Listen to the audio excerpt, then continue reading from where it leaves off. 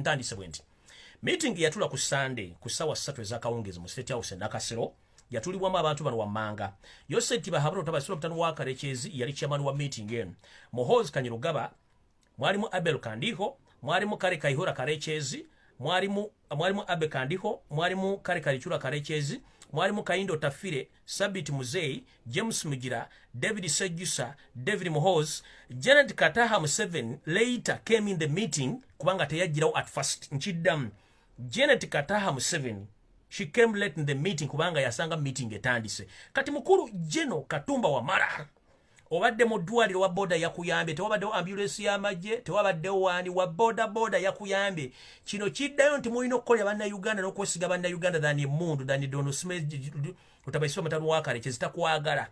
Kati nzo kutegeeza nti mu radius ya meters 10 okwetooloola wabadde olina amagye gonna gabaddewo nga balinda confirmation okujja confirming nti okoze eki nti ofudde. Nkubuulira amannya gabadde mu meeting. Yoseti Bahabura Tabasiro Mutano wa Karechezi, Muhoozi Kanyirugaba, Abel Kandiho, Kare Karechezi Kaihura, Kaindo Tafire, Sabit Muzei, James Mugira, David Sejusa, David Muhoozi, Janet Kembabazi Museveni came later in the meeting. The people who didn't attend this meeting but they were on a conference call discussing about your assassination, including, and these people, they knew about your assassination plot. These were the General Henry Tumukunde, he knew about the mission. General Mugisha Muntu, he knew about the mission. And Mama Mbabas also, he knew about the mission. So he was among the people who didn't attend, but they were on conference call discussing the plan of assassinating you, Mr. General or Mr. Katumba Wamala. In the meeting, these are the things they agreed on upon after your assassination, or other businesses which they agree on. Mu meeting eno bakkiriziganyiza to crush all Baganda and Nali Bahima who are still serving in the UPDF. Mukitegedde bulungi amanya gonna gensomye mugawulidde bulungi ge bagenda okutandikirako. Muhoozi Kanyirugaba yagambye bw'ati.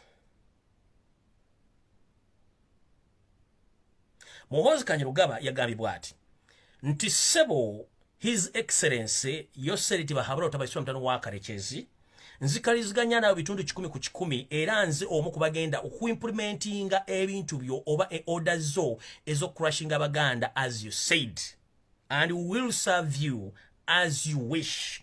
Ndoza mumpulira bulungi. In the same meeting, Muhoozi Kanyirugaba said, His Excellency, I'm willing to implement all the orders you issue out to crush Baganda, because Baganda are our enemy in succession. Oyo Muhoozi Kanyirugaba. In the same meeting, these people, they didn't use any other language apart from their camouflaging languages. They were using Swahili, Runyankore, and Kinyarwanda language. Nkiddamu mu meeting eno yemu gye batuddemu ku Sunday, omumpembe Yoseri Tabasiro Mutano wa Karechezi ne bade bakozesa olulimi Oluswahili, bade bakozesa olulimi Olunyankore wappo n'Olunyarwanda mu meeting eno, mpozi n'Oluzungu olutonotono. Mu meeting eno bakkiriziganyizza okuba nti bagabana emirimu gino wammanga gye bagenda okukola mu kugezaako okutuukiriza mission yaabwe nga bw'eri. Namba emu, Muhoozi Kanyirugaba yaweereddwa task oba yaweereddwa omulimu ogw'okuliidinga oba ogw'okukulemberamu enzita y'abantu bonna, era nga n'enzita ya Katumba Wamala Muhoozi Kanyirugaba yadde agikulembeddemu era gwe bawadde task eyo. Nkiddamu General Katumba Wamala, the person who led your assassination plot was Muhoozi Kanyirugaba on orders of his father Yoseri Bahabura Tabasiro, the son of Karechezi. Do you copy, sir? Ngenze maaso.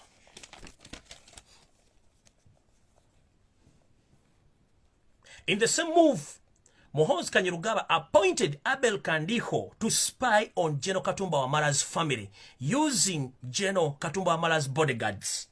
Do you copy, sir, Mr. Katumba? Muhoozi Kanyirugaba appointed Abel Kandiho to spy on General Katumba Wamala's family using your own bodyguards. Ngenze maaso. Kare Karechezi Kaihura was given a task to appoint the top assassins to kill you, General Katumba Wamala.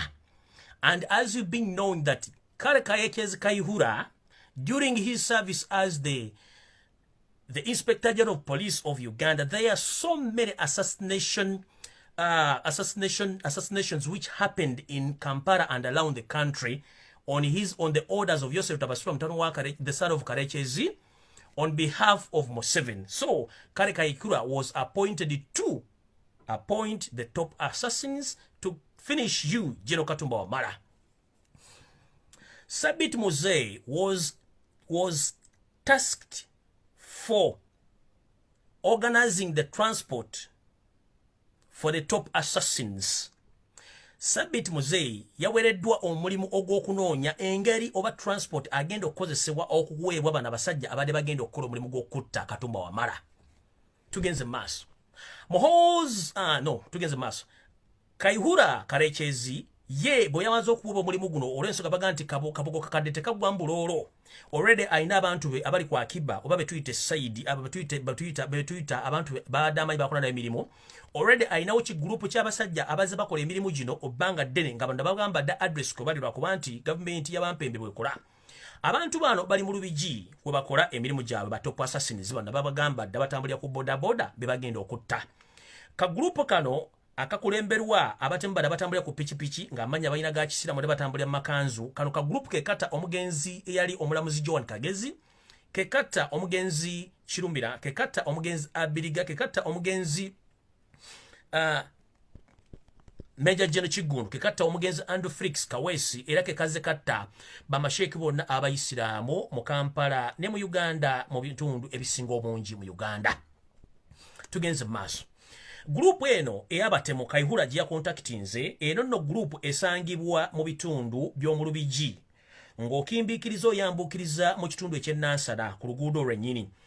Mu Nansana wano wabeerawo bapakinga birutulera birukululana ebitwala abayamaguzi oba ebitwala abayamaguzi mu bitundu ebyenjawulo bya Uganda ofuna okufuluma eggwanga bana basajja babadde baliyo bakola emirimu gino. Naye nga abantu bano baade bateekeddwamu bannaabwe aba SFC abadde balina okumonitalinga omulimu guno okugukola. Ngenze mu maaso.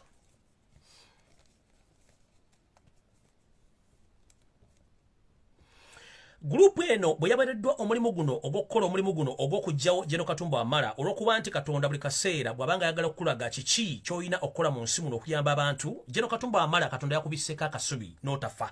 Era nkimanyi buli wobeera mu buli bw'oli naawe okimanyi nti abasajja bano bakweka bukwesi smailo zaabwe naye ng'okimanyi nti abantu bano bo bennyini be baadde bagenda okwettira.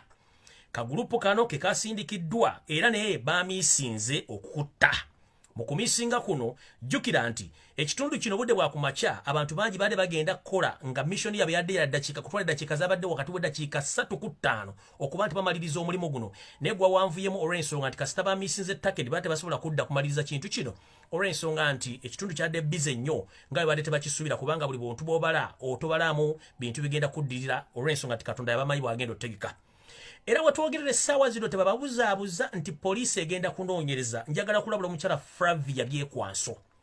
Watandise okukinnambuka ng'alima ku malalo ga mujjawo ng'ogamba nti no simanyi tutuna liidi ey'abantu ababadde basse Katumba Wamala mu simanyi bagamba tajja kulayira maama. Newankubadde tojja kulayira kyaliwo naye twagala kutegeeza nti abantu bano mmwe mubatuma okukola emirimu gino era mubamanyi. Reports nyingi ezize zibula mu kutta abantu katusubire nti ya Katumba Wamala ku luno n'efulumye bwe tefulumye ebigambo bino bisigaze kubanga mukimanyi bulungi nnyo era mwade mumanyi ekigenda okukolebwa mu maaso. We twogerera essaawa zino abavubuka bano Kayihura be yalonze okujja okukola omulimu guno baamiisinze ku maanyi ga Katonda era tebaakikoze baalemeddwa.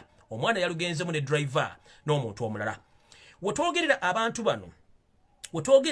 bano oba we twogerera essaawa zino mbagambye nti Sabiti Muzeeyi yakoze ku nteekateeka ez'okukola enteekateeka ez'okufuna bike abantu ko baakoledde emirimu egyo. Mukitegedde bulungi? Ne mbagamba nti Abel Kandiho ne Muhoozi Kanyirugaba be baadde balina omulimu gw'okusipayinga ku Katumba Wamala nga bakozesa ba bodyguard ba General Katumba Wamala okumanya entambula ne information yonna okuba nti General bamanya programu ze nga bwe zaabadde mu ekyo kyennyini. Tugenze mu maaso. Era Museveni olwaliro munyiivu nnyo olw'okuba nti plant yagenze maaso nga bwe yabadde ino okukolebwa era yanyiize nnyo y'ensonga lwaki n'abantu bano bwennyini abamiisiza omuzannyo guno kambabulire ki ekyabatuuseeko. Oluvannyuma bo bano badde bawookinga omuzannyo guno live ku TV mbagambye TV zonna ezisinga obungi zaadde zimaze okuweebwa information nga bali mu lindala mu kitundu kya radius meters 10 buli lumu yadde yeekwese okulaba nti bawulira amawulire gano bagatambuze. Njagala osooke weebuuze mu kaseera nkapawe kaaga NBS yabaddewo eri mu kitundu ani yagitemezaako ne kamera zaayo. Soroti TV yabaddewo mu kaseera mpawe kaaga ani yagitemezaako ne baki n'abasasi baayo. NTV ebitongole ebirala byonna n'abavudde bona ba apologist bazze ku social media oga nti bannaye ekitale kya assassination y'omusajja awonye ani abategeezezaako awali akabuuzo era mwegendeze mubajja wenyi bamwe mutwalabye ababadde basse. Tugenze mu maaso bano bamala okulaba nga mission eganye kyebakoze muhoozi ng'akubira kitawe essimu nga omusajja tafudde. Museveni ng'anyooka mu kunyooka kuno yalagidde muhoozi alagire abakutte contract ojuwa basajja bano babanoonye. Basajja batu olwamaze mission bazzeeyo okulipotinga wa mukama waabwe baali tebannabugumyawo nambooge ng'abasajja ba SFC basazeeko. Abavubuka bano bonna bakwatiddwa ne batwalibwa ku kitebe ky'amagye Embya bakubiddwa masasi lubona bonna bana bakubiddwa masasi ne battibwawo era n'omirambo gye bagisula mu asidi tegina wegenda kusangibwa wonna. Nkiddamu police amagye SFC tebasiruwaza nti bano abaana gye bali. Mission olwabali bale tebannabugumya nambooge mu kifo basinka ne bade baweredde assignment mukama wabwe gye bade bena okulipotinga. SFC yade mazo basalako era bakwatiddwa bulambalamba ne batwalibwa mu drones ezabatutte mpaka Mbuya gye bakubidde amasasi nga nena bwe gisimufungize olwamaze obbatta n'abasula mu kibba basula mu pipa za asidi era tewali n'omu ali ku nsi kuno. Tebagamba nti bagenda kuleeta assassin yenna nti bagenda mufuna taliwo. Jeno Katumba Wamala ekyo tebakulimbalimba era tebakubuzaabuza nti ogenda funa obwenkanya nti walube bagenda okuleeta. Abavubuka bano olwamaze okutta ne badduka okuddayo mu kifo gye babadde baweredde tasikeni era zadde ziwera ssaawa 5 n'eddakiika 12 ez'okumakya. Bonna baali bamaze okuleetebwa Embuya era ne baggyibwa mu budde. Abasajja bakoze ekintu kino okujja abantu bano mwaddemu Abel Kandiho weponde mu Oscar Rugabe babadde mu mission ero ey'okumaliriza abantu bano abalemeddwa emirimu. Nkiddamu mission yabadde between ssaawa emu n'ekitundu okoma ku ssaawa 3 nga balinda omukulu ono. Jjukira kati okuva ku ssaawa zino balemeddwa okukola omulimu guno badduse baddeyo ku base gye babajje. Zadde ziwera ssaawa ndowooza nga 4 nga bamaze obbanywa. Zagenza okuweza ssaawa 5:12 ez'okumakya nga bamaze batuuse Embuya babakubiddewo byasi ne bateeka mu bipa bya asidi ne babulawo. Omulimu ono gwakoleddwa Abel